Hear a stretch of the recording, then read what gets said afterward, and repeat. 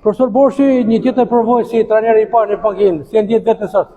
Normalisht e emocionuar kur lunë Shkodër për ballë publikut shkodranë, gjithmonë është emocion edhe shoqër Zotit çdo gjë shka jeshtë se e kishim planifikuar. Unë e thash edhe te studia e përpara, duke shpreh ngushëllimet lojtarit Tiranës, i cili vajza e tij u nda nga jeta, po ashtu edhe doktori legjendar Aureli Çinvite, sepse na duhet tu afër. Po shi një ndërheqje në minutat e fundit kishte kalodhja apo i dha instruksioni ekipit ndërheqje? Ka edhe ta imponon në ekipi kundërshtar me u tërheq pak mbrapa, edhe dëshira për me bë mirë, dëshira për me fitu ndeshjen, dëshira me marr vendin e parë prap. Por nuk mund të them që ishte taktik.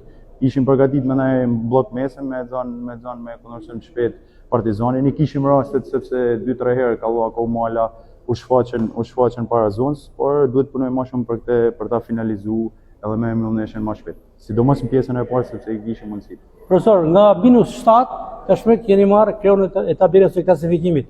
Jeni të vetëm në krye me golevarazh në pjesë e Ignatia. To janë diferencat e kampionatit, mund të them që gjithë ekipet janë aty nuk është se ka një diferencë të madhe në kampionat. Gjitha ekipet janë aty, gjitha ekipet do luftojnë edhe mendoj që deri në fund ka me kanë gore fort. 4 fitore radhazi përfshi dhe Kupën e Shqipërisë.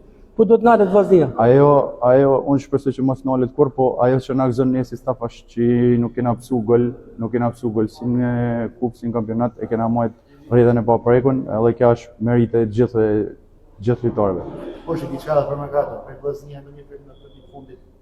Po mund të them që e kena finalizuar marrëveshjen me Doden edhe e presim shumë shpejt na bashkohet. Kur pritet të bashkohet skuadra Doden? Besoj këto 2 ditë, nesër mas nesër besoj do të jetë. Ndonjë lëvizje tjetër apo me Doden e mbyllet? Jo, besoj se do të ketë lëvizje. Them që jena ekipi më i kompletuar. Besoj që çdo raport e kena të përforcuar. Presim që të na kthehen vetëm Kurës edhe Dros edhe Hakaj dëmtuar që kanë kanë, edhe besoj që ekipi është okay.